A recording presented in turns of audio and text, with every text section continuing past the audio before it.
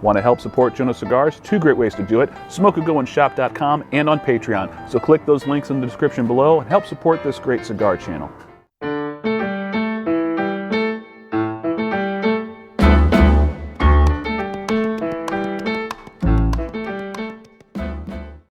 And good evening, ladies and gentlemen. Joe at Jonose Cigars back for another review as we move right along in the month of September.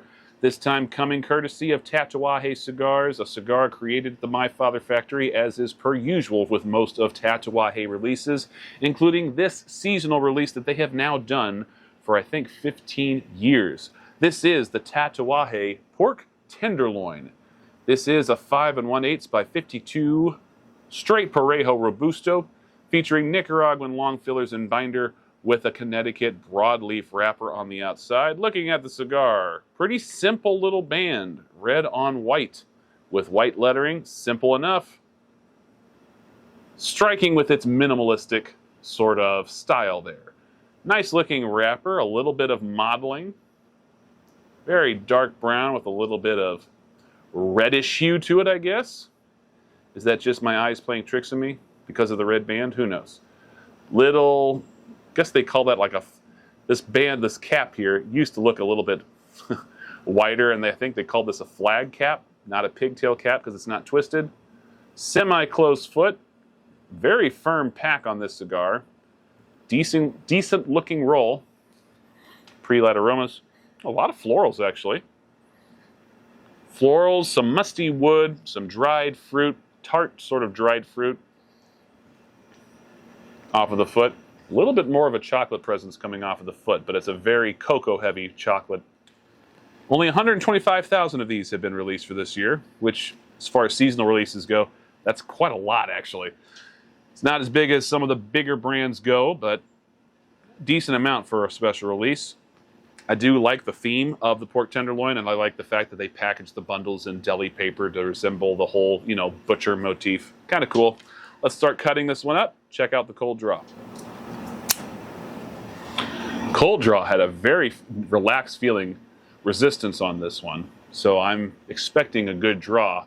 Getting notes of very fragrant cedar and Earl Grey tea.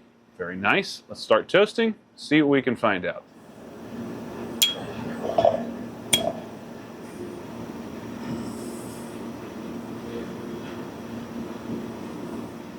Off the first few puffs, very good draw and smoke output. Nice and relaxed as anticipated. Medium body, maybe a tick above medium, but for all intents and purposes, it's a medium body cigar. Getting some very dark espresso and musty cocoa notes, as well as some light breadiness, almost reminding me of pumpernickel bread, but it's got a yeasty quality to it, which is really very pleasant. Getting some faint notes of biscotti and dark chocolate and a touch of espresso on the retrohale. Not a whole lot of spice to speak of at this point. Still very early. We'll let this go until I get a little further into the first third. I'll see you then.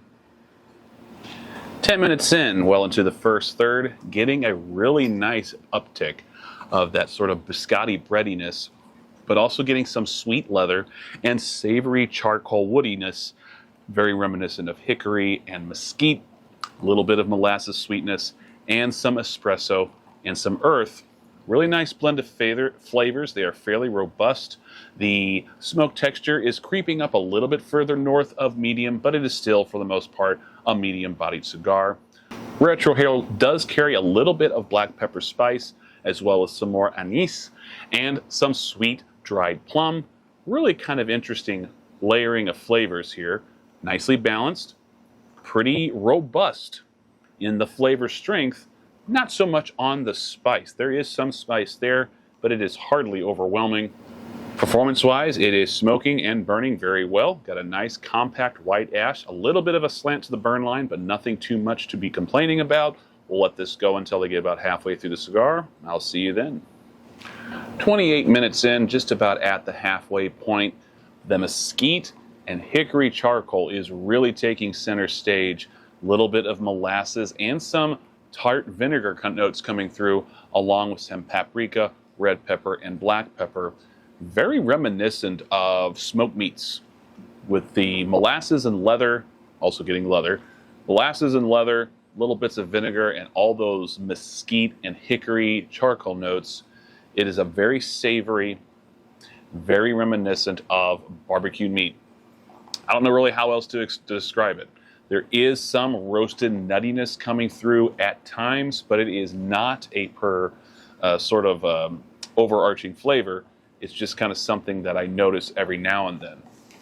Retrohale is still maintaining a good amount of black pepper, taking on much more charcoal notes and a little bit of earth on the retro.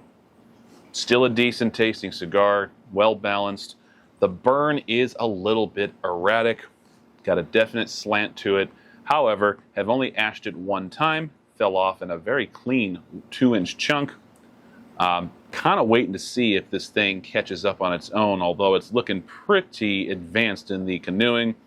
But I'm going to let it go for just a little bit longer and see if it doesn't self-correct.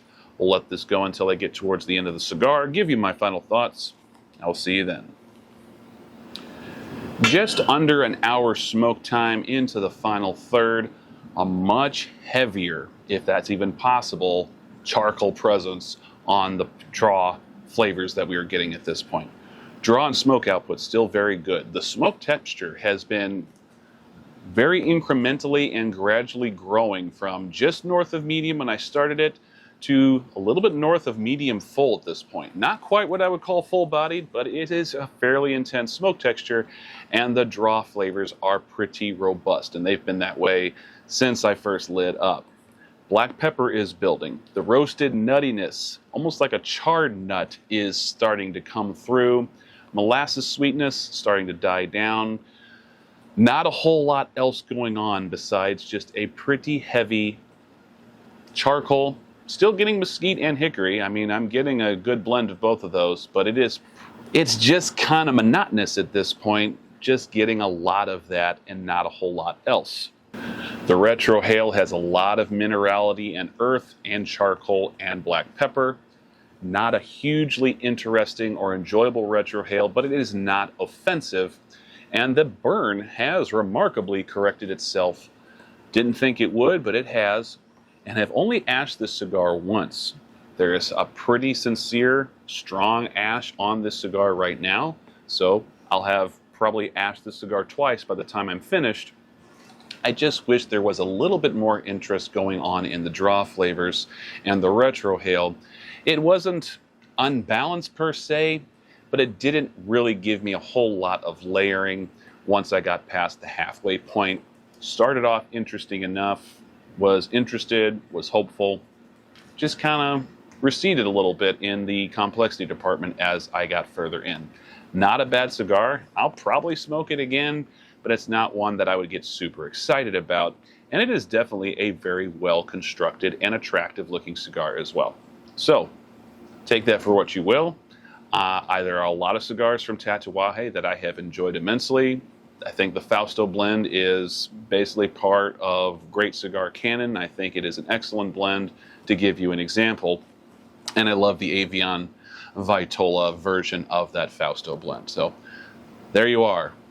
The Pork Tenderloin by Tatuaje for 2025. Thank you so much for tuning into this review. As always, don't forget to subscribe. Click the icon in the bottom right corner of the screen if you haven't done so already. And don't forget to hit that bell notification icon so you can get notifications every time I release a new video on the channel.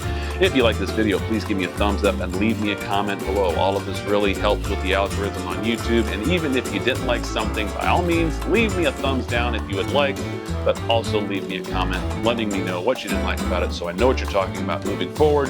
See you all on the next review. Till then, smoke a good one.